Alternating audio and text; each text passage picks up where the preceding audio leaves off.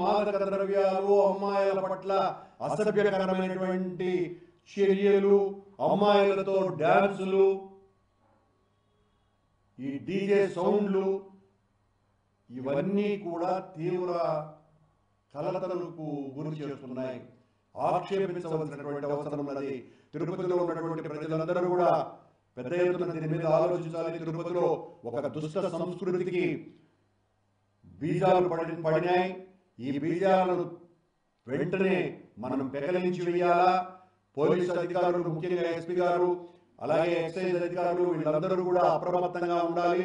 ఇలాంటి వార్త వచ్చిన తర్వాత స్పందించడం కాదు, ఇలాంటి ఏదైనా అసాంఘిక చట్ట వ్యతిరేక చర్యలు చేస్తున్నటువంటి వాళ్ళ మీద నిఘాను పెంచవలసినటువంటి అవసరం ఉన్నది. ఈ రోజున బ్రాందీ షాపులు విచ్చలవిడిగా తెలుస్తున్నారు అన్నటువంటి విషయం ప్రతి ఎక్సైజ్ అధికారికి తెలుసును. ప్రతి ఎక్సైజ్ అధికారి కనుసన్నలలోనే తిరుపతిలో 7 గంటలకే ఉదయం బ్రాందీ షాపులు తెలుస్తున్నారు, 12 గంటలకు రాత్రులు మూస్తున్నారు. ప్రతి బ్రాందీ షాపుకు ఆనుకొని ఒక బారు వెలసింది. ఆశ్చర్యంగా తిరుపతిలో నూతన సంవత్సర వేడుకలు కూడా బహిరంగంగా జరపడం ఆపేశారు. తిరుపతిలో మేము మా ప్రభుత్వం ఉన్నప్పుడు వద్దు, ఇలాంటి కల్చర్ మనం అనుమతించకూడదు, అర్ధరాత్రులు ఈ రకంగా పిల్లలందరూ కూడా కలిసి వేడుకల పేరుతో అసభ్యకరమైనటువంటి చేష్టలు చేయకూడదు అని. అలాంటిది చంద్రబాబు గారి ప్రభుత్వం వచ్చిన తర్వాత ఈ రకంగా వాళ్లకు కావలసినటువంటి వ్యక్తులే ఈ రకంగా చేయడం చంద్రబాబు గారికి తీరని మచ్చ తెచ్చినటువంటి వాళ్ళు అవుతారు. చంద్రబాబు గారు దీన్ని దృష్టి సారించాలా. మీకు చాలా చెడ్డ పేరు తెచ్చేటువంటి వ్యక్తుల పట్ల మీరు అప్రమత్తంగా ఉండాలా. అంటే మీరు చేయడం లేదు, మీ ఆదేశాలు లేవని అనుకొని నేను చెప్తున్నటువంటి మాట. మరి మీ ఆదేశానుసారమే చేస్తే ఇక దేవుడే దిక్కు.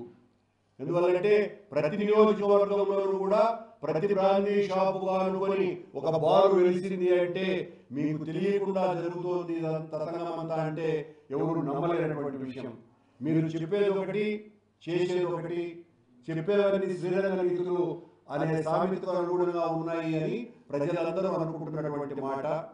తిరుపతిలో ఈ పవిత్రతను కాపాడండి, ఈ నగరం యొక్క విశిష్టతను కాపాడండి. ఇది మీ ఊరు అని మీరు రోజు చెప్పుకుంటూ ఉంటారు. మా కులదైవం వెంకటేశ్వర స్వామి అని చెప్పుకుంటూ ఉంటారు. మీ ఊరిలో వెలసిన వెంకటేశ్వర స్వామి ఆలయ పవిత్రతను, అమ్మవారి పవిత్రతను కాపాడుకోవాల్సినటువంటి బాధ్యత మీ మీద, మొట్టమొదట మీ మీద ఉన్నది. ఎందుకంటే ఈ రాష్ట్ర ప్రథమ వ్యక్తి మీరు, అధికారం అంతా కూడా మీ చేతుల్లో ఉంది. మీరు కన్ను తెరిస్తే ఈ షాపులన్నీ కూడా చట్ట ప్రకారం ఏ సమయానికి తెరుచుకోవాలనో ఆ సమయానికి తెరుచుకుంటాయి, ఏ సమయానికి మూసేయాలనో ఆ సమయానికి మూసుకొని ఉంటాయి. కానీ ఆశ్చర్యంగా వాటిల తలుపులు తెరిచారు, మీరు కన్నులు మూశారు. మీరు కన్నులు మూయటం కారణంగానే ఈ బ్రాందీ షాపులు, మాదక ద్రవ్యాలు అమ్మేటువంటి రెస్టారెంట్ల తలుపులు బాగా తెరుచుకొని ఈ రకంగా అశ్లీల చట్ట వ్యతిరేక విశృంఖల కార్యక్రమాలన్నీ కూడా పవిత్రమైన నగరంలో జరుగుతున్నాయి.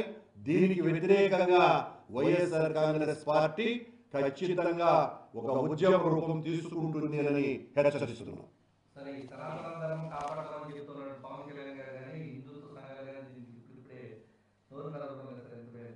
ఖచ్చితంగా పవన్ కళ్యాణ్ గారు సమాధానం చెప్పాలి. మీరు కూటమి అధికారంలోకి రాకముందు తిరుపతిలో ఇచ్చినటువంటి వాగ్దానానికి భిన్నంగా తిరుపతిలో పరిస్థితులు ఉన్నాయి. మీరు ఆ రోజున మా మీద ఏదైతే ఆరోపణలు చేశారో ఆ ఆరోపణలకు 100 రెట్లు ఎక్కువగా కూటమి పాలనలో అన్యాయాలు జరుగుతున్నా కూడా మీ సనాతన ధర్మ పరిరక్షణకు నడుం బిగించినటువంటి నూతన పీఠాధిపతి వర్యులైనటువంటి మీరు స్పందించకపోతే మహాపరాధమవుతుంది, చాలా తప్పిదమవుతుంది, సనాతన ధర్మానికి విఘాతం కలుగుతుంది. కనుక మీరు వెంటనే మీ దండాన్ని బయటికి తీయవలసినటువంటి అవసరం ఉన్నదని పవన్ కళ్యాణ్ గారిని కూడా విజ్ఞప్తి చేస్తున్నాను.